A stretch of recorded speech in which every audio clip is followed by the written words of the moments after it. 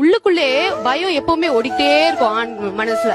ஏன்னா என்ன பண்ண போறோம், அடுத்து என்ன ஆக போகுது, நம்ம லைஃப்ல நம்ம கூட ஒரு பொண்ணு இருக்கு, நம்மளுக்கு ஒரு குழந்தை இருக்கு, வாழ்க்கையில எப்படி வீடு கட்டுறோமா, அது பண்றோமா, பணம் பத்துமா, இப்படின்ற ஒரு பயத்திலேயே அவன் ஸ்ட்ரெஸ் ஆகுறான். அவங்க எந்த ஒரு விஷயமா இருந்தாலும் இமோஷன் ஆகக்கூடியது அவங்களுக்கு தான். மேபி அவங்க எக்ஸ்பிரஸ் பண்ணாம இருக்கலாம், but they are very emotionally vulnerable.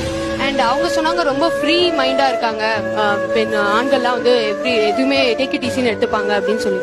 இந்த ஃப்ரீ மைண்டா இருக்கிறது அப்படின்றதே ஆண்களுக்கு இல்ல. அது வேணா வெளி தோற்றமா இருக்கலாம், பட் தேர் வெரி ஸ்ட்ரெஸ். ஆரம்ப கட்டத்துல அவன் ஜாலியா தான் இருக்கான், அவனுக்கு இந்த பயம்லாம் கிடையாது. ஒரு லைஃப்ல எல்லாருக்கும் ஒரு யூ டர்ன் இருக்கு. அந்த யூ டர்ன் டயத்துல மட்டும் அவன் அந்த பேஸ கிராஸ் பண்ணுவான். அதுக்கப்புறம் திரும்பவும் பழையதை predominantly he's happy. ஹாப்பியா இருக்கான் அப்படிங்கறது ஒரு மாயை. அவன் ஹாப்பியா தன்னை காமிச்சுக்கிறான், அவன் ஹாப்பியா தன்னை ப்ரொஜெக்ட் பண்ணிக்கிறான். அத நம்ம மாஸ்க் என்ன வேணா சொல்லலாம். இப்ப எனக்கு என்னன்னா, என் மூட் அவுட் அப்படின்னா என்னால 5 hours வரை அந்த மூட் அவுட்ல நான் இருக்க முடியும். I personally feel man knows the art of living, the temporary living. அந்த ஆர்ட் ஆஃப் டெம்பரரி லிவிங் ஆணுக்கு பெண்ணை விட ஹீஸ் பிளஸ்ட் அப்படின்னு நினைக்கிறேன். இப்ப இங்க இருக்கும்போது ஒரு ஸ்ட்ரெஸ் இருக்கும், இங்க இருந்து இங்க இறங்கின உடனே அவன் அந்த ஸ்டேஜ்ல என்னவோ, it doesn't mean that he let out everything and he's just moving on to a new thing. He just pass it, he break it, he put a pause there and he goes there and again he comes back to the stage.